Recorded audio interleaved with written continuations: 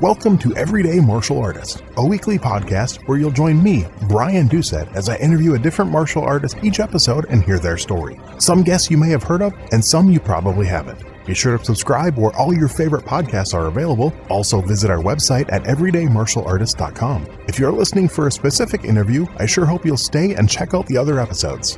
A very special thank you to Topher Williams for our custom theme music. And now, the newest episode of Everyday Martial Artist. Everyday Martial Artist is brought to you by KOOnline.com for all your martial arts needs. Sparring and safety gear, rank belts, uniforms, weapons, patches, and more. Wholesale supplies made by martial artists for martial artists. Visit us today at ko-online.com. Hello and welcome to Everyday Martial Artist. I'm your host, Brian Doucette, and as we do every week, we're joined by a brand new guest talking about their life and their journey throughout the world of martial arts and other stuff they might be involved in. My guest today started his lifelong martial arts journey at the age of 5. As a teenager, he quickly rose to the national point karate circuit and debuted as a professional kickboxer in his late teens. In the beginning of his career, he fought under full contact rules where leg kicks, elbow strikes, and knee attacks were not allowed. Built up a 28-0 record in full contact karate before switching to kickboxing. Throughout his fight career, he amassed 65 kickboxing wins, 13 boxing wins, and 4 MMA wins. He's fought around the globe in multiple weight classes. In 2012, was inducted into the World Kickboxing League Hall of Fame. Please welcome my guest today, Mr. Rick Roufus. How you doing today, Rick? Good afternoon. Thank you. I'm grateful and thankful for the opportunity to be on the show and to talk to all, not only you, but all my fight fans all over the world. Hey, I appreciate it. I appreciate any of my guests that's willing to do this. I know how valuable time is for people. So anytime someone's willing to sit down and chat with me, I truly appreciate it. Yes, sir. You're very welcome. Well, what we like to do with all my guests, I mentioned you started at the age of 5, but I kind of want to know what led to that. Where did that first interest come from, that first spark that kind of kicked off your martial arts journey and how that all started? My father, he used to go to Dukan Yun. It was a martial arts school, and that's where I learned the martial arts. And then, so I got a black belt in Taekwondo, got a black belt in Kempo, but more so, my father's responsible for all my success. He put so much time and effort into me, and he was so far advanced, more than any other trainer out there. He saw visions, and we graduated. We went from X-ray paper hitting to from newspaper, then to X-ray paper, and then focus mitts. So, nice. It was kind of like ice cream. I never got enough of it. In 1974 at the high school, I ended up going to Pius High School. They had a huge martial arts tournament, made it through the eliminations and finals. I'm fighting a black belt, and I blitzed him. He stepped back, hit me with a spinning hook kick, no contact. He had hit me. I'm looking up. What the hell just happened? But I ended up winning that. I got a trophy, and that was just, I don't know. I loved the one-on-one. I loved the challenge. I loved, it was one thing, PK was the beginning of the journey. But the challenge that was farther ahead for me was boxing, winning a belt there, and having my idol, Sugar Ray Leonard, as my co-manager, which it was incredible. Every time I fought in Vegas, he had come, spend a week with me, help. I had his second trainer, Pepe Carrera. And then winning that belt was just incredible. But then I got coursed back into K1. They came, Master Ishii flew to, when I was living in Atlanta, came and wanted me to fight. And so I went back and did that. And, along the way, it was tough. All those years you're fighting sideways. You can't fight sideways K1 because you can't turn from A to B quick enough to block a kick. So I had to change up a lot. Absorbed some losses, but they were tough losses at tough competitors. A hard way to learn, but, you accept losing, it makes you a better winner.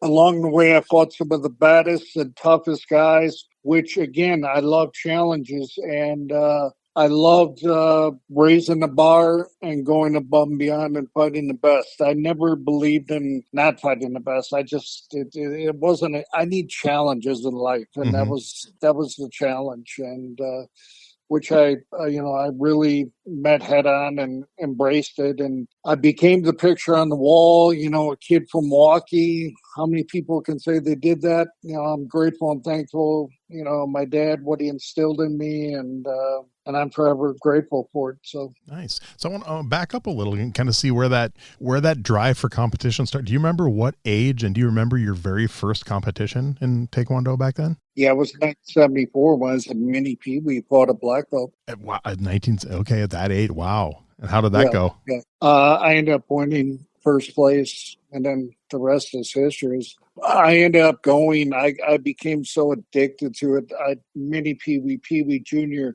And then at that time, 80 through 84, there was no set rules. So if you went to Texas, downright kicking ass, taking names, stomping, Ray McCallum, war hooting, and it was a whole different set of rules there. You go to California, it's off the line, California Blitz. Atlanta in the South was get your leg up kicking, and Chicago, growing capital of the world. It was just different sets of rules all over that you had to learn how to adapt to become an all-around.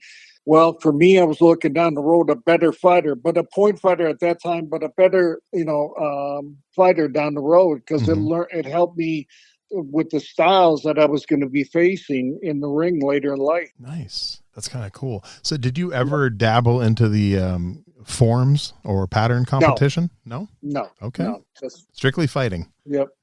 I watched enough of them, from George Chung, George, yes. John Fournette, John Chung. I saw some of the most spectacular, incredible, at the Diamond Nationals, the Battle of Atlanta. I saw all that stuff. It was those guys stand out there. They're incredible what they do. The acrobats they put into it, and the flipping, jumping, spinning, turning, and all that stuff is just off the chart. It's incredible.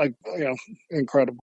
And what was your, after Taekwondo, what was the next style? You mentioned another style you'd studied? Kempo. And was that original with my father under the Tracy's original system? Oh, the Tracy system. Okay. Cool. Yes, nice. yes.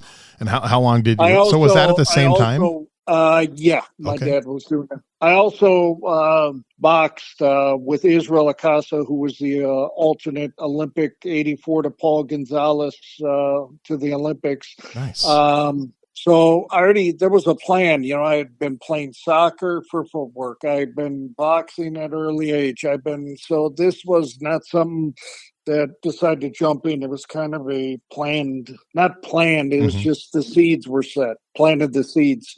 I think what made Lomo, as they say, is, he was in ballet and dance. He was into soccer. And that's why he fought the way he did. And you can see he's one step ahead. That's the same way when I fought. I was always not thinking one step. I'm thinking 2, 3, 4, 5 plays ahead, Almost like playing chess. Correct.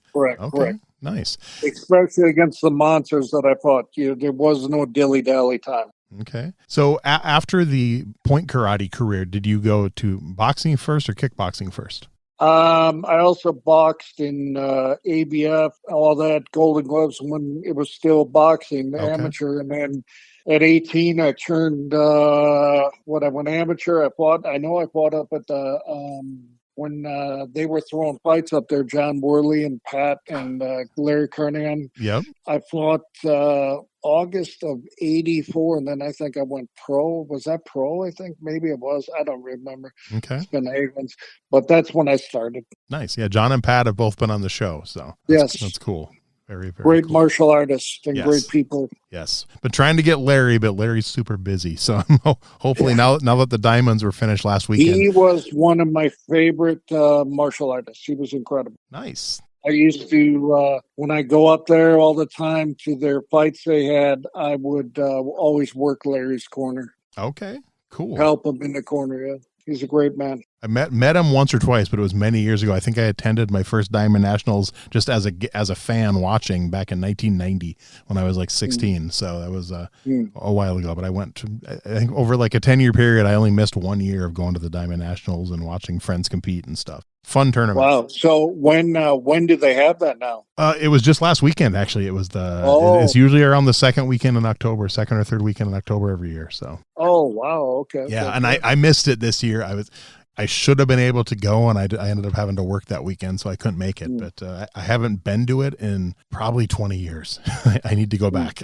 Wow. Yeah, it's cool that they're still going. I mean, right. It's impressive because a lot of tournaments that started way back then don't go anymore, but there's a handful that are still going and still going strong. So that's good. Mm-hmm. First, I'm going to ask you this for a couple. So point karate, you went 28-0. So with that, who do you think, in your opinion, who was your toughest opponent for point karate? You mean PK kickboxing? Is that okay? Yeah, whichever. I know whether point karate, whether I'd for each one, I'd like to know for boxing, for kickboxing, and for point, full contact karate. Who was your toughest opponent for each of those three? Tough question because everyone always presents a different challenge. It was just. You got ready for everyone. There, you never, on any given Sunday, like in football, anything can happen. On any given fight day, anything can happen. So, I mean, you never overlook everyone. You took everyone as he was the next world champion. You had to protect your investment. Mm-hmm. So, I mean, every fight was always a challenge. That's until you got to that, broke them down enough to then open up a little bit. So, I mean, every fight was always a tough fight. Okay. Is there anyone that you wish you could have had a rematch with that you never got to? Probably a third fight with Roufus. Oh, okay. Nice. I'll go on record, and I've said it before, I'll say it again. By far, the Dutch are the best fighters, bar none, in the world. They are sound. They are they're ahead of time. They are the best fighters in the world, without a doubt. Wow. They come to fight, and if you're going 12 rounds, you better get ready for 24 because they come and they don't stop, and they're just sound. They know how to block. They know how to kick, punch, kick. They're just fully programmed a different way. It was an honor, and, it broke my heart when I heard the bad news on Rob Kamen. I mean, him and I shared history, 2 fights in Paris, and it was sad, but Rob Kamen, incredible human being and an incredible fighter. Ernesto, incredible. Yeah, those guys, they were ahead of their time, without question. So in your professional opinion, why do you think that is? Why do you think the Dutch are so much better at that? That's their bread and butter, I think. I think it all originated with Tom Harnick over there and then went to another level. That's what they do. And then they were heavily involved with K1. And look at how many champions you got that won that thing, from Remy to Ernesto to the big Schilt. I mean, Bronco was fighting over there. God rest his soul. He was under the Dutch, but with Tom Harnick, there was a lot of fighters that fought over there. So. Yeah. I was just looking through your list here, some of your fights. I never knew that. I didn't realize you fought Aki Bono. Yes. Interesting. Yes. He, I don't know if you are aware, but somebody let me know that he passed away. So, yeah, just like a year ago or something, I think. Yeah. Yeah, not too long ago. So that must have been because that's talk about a weight difference. That had to have been an interesting fight. Yeah, that guy didn't realize how strong he was. I mean, every time I touched him, I felt like a boomerang. He was his strength was incredible because, wow, big dude, big guy. And then what led to the decision to try out MMA? Just another challenge? Yeah, but at that age, it was just, there's so many. It's a whole different sport. It's not that easy. There's so many transitions on the ground with jiu-jitsu and wrestling. It just was so freaking confusing. So, it was tough transition. And every guy that I fought took me to the ground right away. Yeah. It was just tough. Yeah, I mean, anytime getting into it at a later age, I mean, I would imagine if you would have started at it 10, 15 years earlier, it would have been a whole other story. Correct. Yeah, I tried it. think I had 10 fights. I was 5-5 or something like that. So Mm-hmm. I don't even remember. But it's just, and as you get older and what I've already put my body through, it's hard on your freaking body, not going to lie. Yeah. Oh, I can't imagine.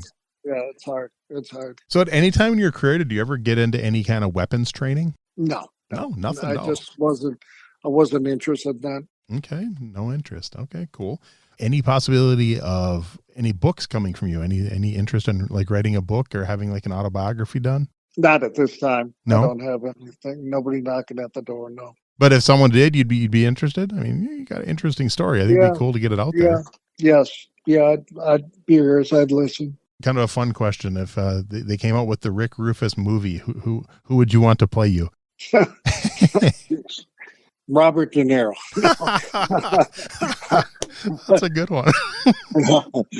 Yeah, I don't know. That's a good question. I never stopped to ever think about that. That's Put it another way then. Instead of picking would you want a known actor or an unknown to play you? Which do you think would be better? The unknown, because it would be unknown to the world, then come out kind of like Eminem came out of nowhere. Yep. The movie, yeah. Which it's sad because think about it. During the time in the 80s, 90s, you had Karate Kid. You had so many karate movies. And right now we have no foundation. I think the martial arts itself, the schools, everything lost all its lust and all the hunger due to the change of MMA.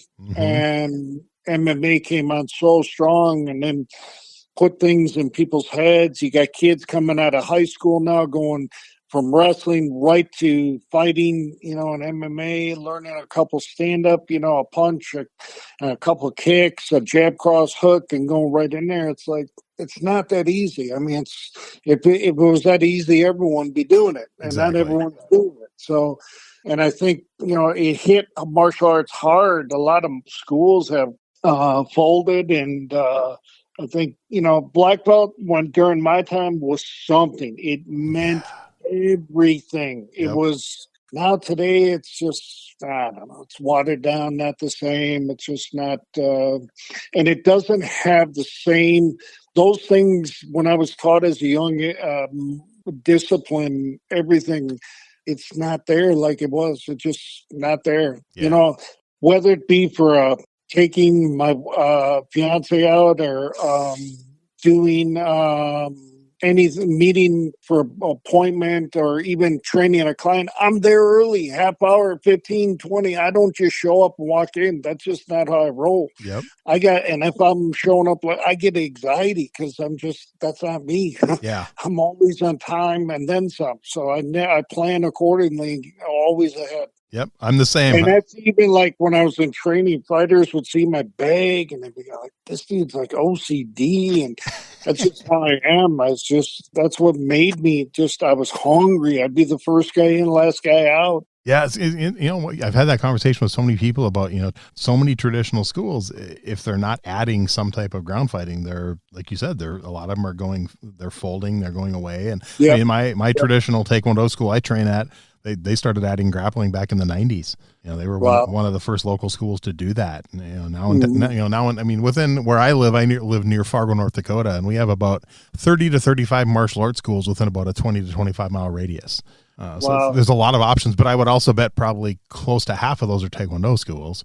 And then we have one straight jiu-jitsu school. We have one MMA school that also teaches jiu-jitsu and also teaches kickboxing. I think we have a Japanese Aido school. We have an Okinawan Ryuku Kempo school. We have an Hapkido school. So there's a lot of variety. But yeah, if it's not, a lot of the ones that if they're not reality based, with the exception, a lot of parents will just put their kids in Taekwondo. So that's why there's so many of those. But yeah, when it comes to the MMA, I know I interviewed Benny Urquidez, and he said it best when he was talking about MMA. And he said the thing he doesn't like about MMA is that it lost the Budo. He said that martial code, the martial art part of it is not there anymore. And I noticed I used to judge No, MMA. to be honest, I don't think martial arts was ever brought into MMA because it's a whole different discipline. When I was fighting PK and kickboxing, we used to bow all Hmm. that to each other and everything. MMA never had that discipline like we had, which because you're dealing with different disciplines. You're dealing with from boxing, kickboxing, Hmm. Thai boxing, wrestling, grappling, jiu-jitsu.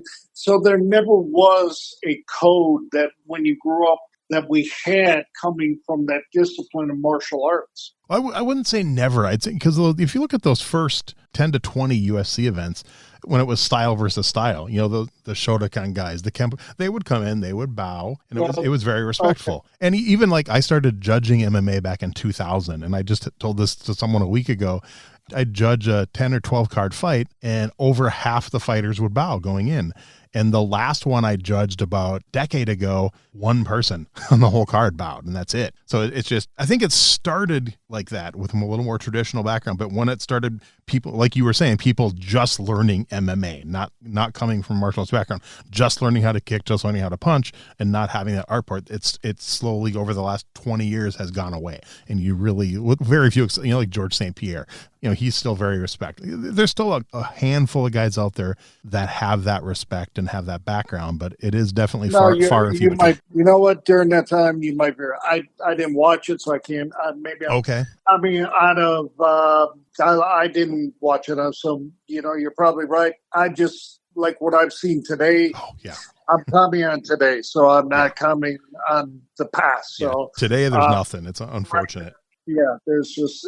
I think it's more about money and how packed they can put people in the stadiums, and yeah, kind of how I see it now is it's more MMA is it's a martial sport, not a martial art. That's kind of how I view it. Which and the thing is, there's nothing wrong with that if that's what you want, but don't call yourself a martial artist unless you actually have unless martial arts is part of what you're talking about. Correct. Like you're a martial artist. You started in traditional martial arts. It's always been a part of it. Same with me. I started in Tang Soo Do. I started in Shotokan. It's different, where the guys who have never actually gone into a dojo in their life and they've only gone into a gym, only done boxing, only done kickboxing. It's not the same. That's why like our local MMA school, I put them on a different level because they also teach jujitsu. They also teach Muay Thai, and they teach, they give rankings in jujitsu. They compete in jujitsu tournaments, not just MMA. So I think that's not really the norm. That's more of a one-off compared to most schools, but I do like that when I see it though, with the ones that are still sticking to the tradition part of it. I think I do appreciate that. Right. What led you down the teaching path? When did you decide to teach martial arts, and how has that changed over the years? Well, I was training when I was with my father, still living in Milwaukee years ago, years and years.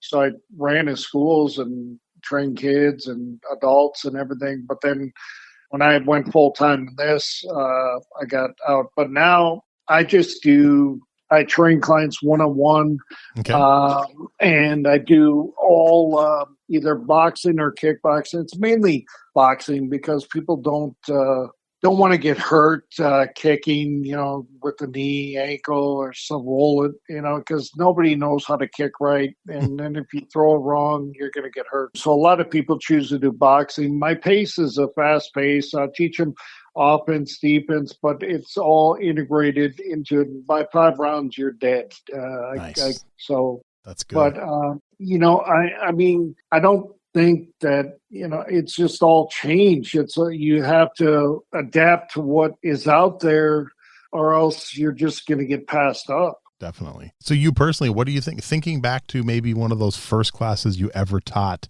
to now when you're working one-on-one with a client, what do you think has changed the most about your teaching style from back then? It's a whole apples and oranges. It's, I was wearing a uniform then. You bow to each other and then begin a lesson. And it wasn't even boxing. Now it's so different. The time changed as far as the whole industry of not only physical fitness and just everything. People don't like doing the same. They want change, and they all just, I don't know.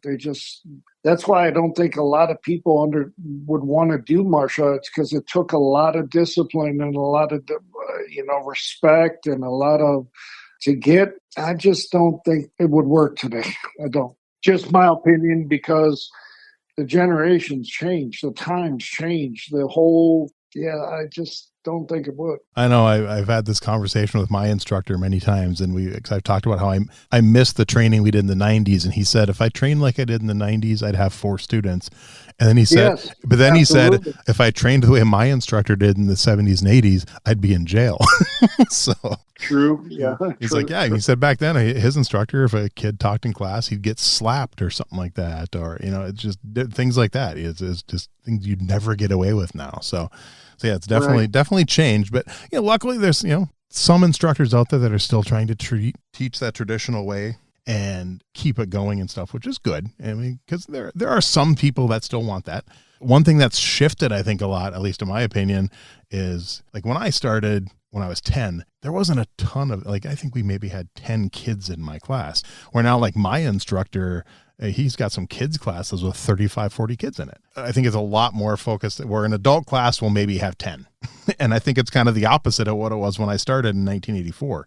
And I talked to people who started training in the 60s, 70s, where they didn't even allow kids in the gym. It was only adults. Right. Times change, but yeah, it's, as long as you're getting out of it what you want to, that's the important thing. Right. So looking at your website here, rickrufus.pro, what can people find on your website, and what kind of things can they learn on there and order and stuff? There's all kinds of stuff that I have on sale: shirts, hats, gloves, shorts, whatever. Then also I offer, if you want to learn how to train boxing, kickboxing, off of that. And can people do virtual training, or does it have to be in person? I do in person. Okay. I don't do the virtual. All right. So they need to be, Yeah. where, so is it Arizona? Yeah. Yeah. So any of my listeners who are in Arizona, Arizona. definitely. Or if anyone's maybe going to be taking a vacation to Arizona and wants to get in some training sessions while you're down there, Right. definitely check it. And I'll put a link for the website and let people check that out and stuff. Well, thank you. I appreciate it. Yeah. I haven't been to Arizona in years. I need to get back down there. It's weird how many of my classmates and former coworkers have moved to Arizona in the last 15 years. So Yeah. definitely need to get down there. Right. And, you started in traditional, obviously, and then you moved on to more, full contact, kickboxing, boxing, everything. But in all your career, martial arts and your martial arts background, is there one philosophy that is at the top of your list that really stands out? Yeah, I never quit. Nice. That's a good one. I went above, beyond, and pushed through that wall to get where I had to get. I never let what people say. I believe half what I hear, nothing I heard. I always believed in myself and just kept moving and pushing. Nice. If you believe everything you read on the internet, what they say about you, you're going to become a fruitcake. Yeah. So I believe half what I hear, nothing I see. So if you could go back to your young self when you're just starting out in your fighting career and give yourself one piece of advice that you know now that you didn't know then, what would you tell yourself? Well, I don't know. I learned all this from a young age. So okay. And people, I was confident of myself and my abilities. It wasn't being cocky, arrogant, none of that. I was sure of myself when I went in the ring, and I just never deteriorated from that. And I believed in myself wholeheartedly. So. And you said that a lot of that came from your dad too, so that was a big part of it. Right. What's your worst ever martial arts related injury? I tore my ACL, MCL. I did that when I was 16. That's for a martial artist. That's got to be bad. So I've had 3 back surgeries from all the years of kicking. I've had lower lumbar fusions twice, laminectomy. Yeah, the years that started when I was a kid, I was great, but I'm paying for it. Your body's not made when you turn on that kick and you turn the foot the other way and that shoulder. Yep. Yeah, it just it caught up with me. So. Man, that's too bad. Yeah, you say you just had another back surgery recently? Yeah, about 6 weeks ago. Oh, man. Hopefully the recovery is going well, hopefully. Yeah, still in a lot of pain. I'm on very minimal. I can't do much. I can't lift more than 5 pounds, can't twist, turn, bend. I just got to be real careful. So, how long before you can start hitting the bag again, probably? I don't know. See, that's the problem. I went back, and after he had done it, now you replace all the hardware. I lost a vertebrae, and now they had to replace that with hardware. So, a lot of hardware back there now, fused, and I don't know. I'm not going to see him again until December. We're going to X-ray, take MRI, and go from there and see what happens. Okay, a better idea by then. So hopefully all will go well. So I'll be sending positive vibes your way. Well, for sure.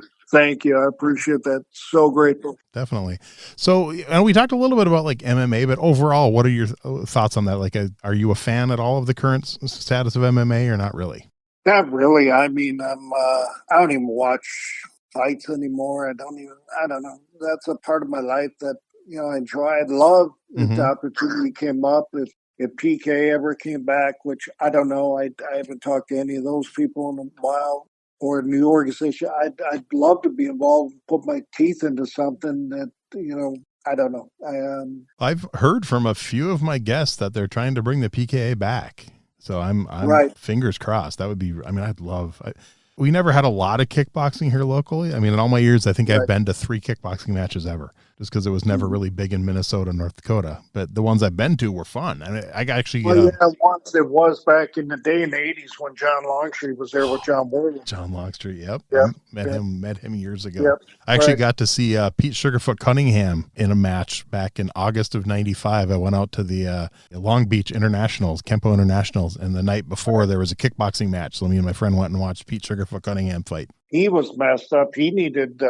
I think Dave Crapes, a buddy of mine, helped him set up a GoFundMe, and he needed new hips. Oh, man. That's too bad. Yeah, he was messed up. Yep. When you're working them that much, that happens, unfortunately. So yeah, a lot of people don't realize you pay the price when you decide to go to the pinnacle to fight.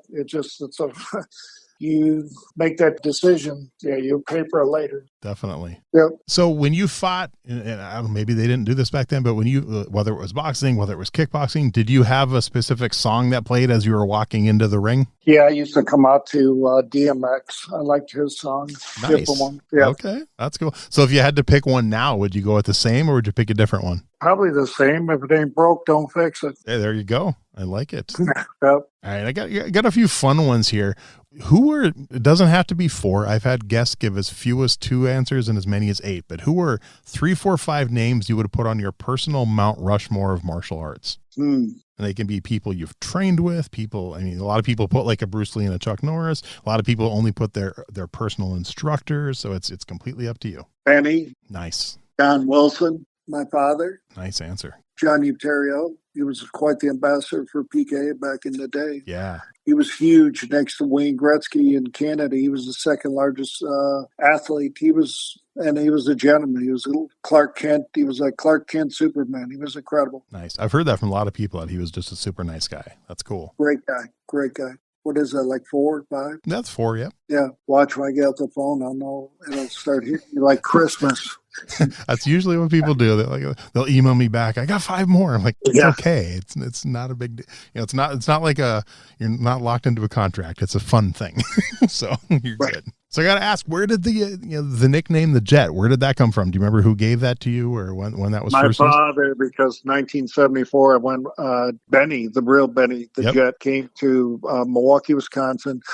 They fought the Chicago All-Stars. My dad fought on that night against Mike Cass or Mike Todd Hunter, one of those two. Wow. And I saw Benny fight Ken Kolodage and just, oh my God, he was so freaking quick and elusive. And I even asked Benny if I could use his name, and he was absolutely. And that's cool. Yeah, Benny was a class act. I actually got him to sign my book. I went somewhere. His book that came out. Yeah, Benny was the real deal. Yeah. He was class act. He was quite a good role model and somebody to look up to. I got to meet him once. I met him at that same tournament where I saw Pete Sugarfoot Cunningham fight. I met Benny the Jet at that tournament back in 95. So super nice guy. But yeah, I was going to ask you, I wonder if Benny knew that you had the name. That's cool that he actually gave his blessing for that. That's really nice of him. All right. Do you have a favorite martial arts book? Not really. Okay. All right. This one, maybe not either, but some guests do, some guests don't. Do you have a favorite martial arts video game? Did you ever get into video games? No, not my thing. Okay. No worries. How about a favorite martial arts TV show? Not really. Really? Did none you watched at all, like growing up or anything? You mean like the Karate Kids of that? No, the TV show. So like, a lot of people will pick like the Green Hornet because Bruce Lee was in it. Kung Fu, the series, Walker, Texas Ranger, current ones like Into the Badlands, Cobra Kai, Highlander. It's another one that was picked a bit. Things like that. I mean, Vanishing Sun. I mean, there's been a lot of them that have been picked. Huh. I don't know. I really wasn't. I don't know. Maybe. Yeah, I think I watched them on with David when we were younger, way younger. Kung Fu, David Carradine. Yep. Yeah. Yep. That one's probably the most picked one with most of my guests. So I think that one, a lot of people watch that one. So yeah. Okay. You walked on the hot coals. Yep. How about you? Did you ever during when you at the height of your popularity and stuff, ever give any thought of trying to get into movies? Nah, I was just too focused on the dream. Okay. Well, that's good though. You gotta be focused. All right. How about a favorite martial arts movie? Yeah, not really. No. Wow. Not a big TV movie person. No, I watched other stuff. Okay. Well, this one doesn't have to be a martial arts movie. Any movie you've ever seen in your whole life, favorite movie fight scene. Is there one fight scene that stands out? Jeez. And this one, I mean, I've had people pick like the fight scene from Rocky or Karate Kid. I have them pick Star Wars. I've had them pick like superhero movies and things like so. I even had someone pick The Princess Bride. So it's really anything goes on this. Training Day. That's like one of my favorite movies of all time. Oh, that's a good movie. No one's ever picked that one before. That's a good one. Yep. Great movie. Yep. I love Denzel Washington. He's an awesome actor. Incredible. Yes. Yeah. No, he's definitely a favorite. I think I've seen almost every movie he's done. And I was a big fan of the Equalizer TV series, and I was kind of excited that when Denzel was making the movies, because he's such a good actor, I think he fits that role pretty well. So. Right. Before I let you go, anything that I forgot to ask you or you want to be sure we mentioned that we haven't? I think you covered everything. You did a great job. Oh, I appreciate that. Like, seriously. I mean, it's been such fun. I know we've been chatting about it for a while and you've been busy and you had your surgery and it's just, I'm glad we finally made it happen, but I truly appreciate your time and no problem. If you need any more questions or you need anything, don't hesitate to shoot me a call or a text or something and I'll answer. Okay. I appreciate it. And I will reach out when the episode comes out and we'll promote the heck out of it and let people listen. So. All right. Awesome. I appreciate it. Thanks for your time today. You have a great day, sir. God bless. Thank you. Thanks for listening to Everyday Martial Artist. We hope you will join us every week for a brand new episode with a different martial artist telling their story. If you enjoy the show, be sure to leave us a review. Also, be sure to check out our website at everydaymartialartist.com. There you can find all of our episodes and contact us to suggest guests and ask questions. Again, thanks for listening to Everyday Martial Artist, and we'll see you next week.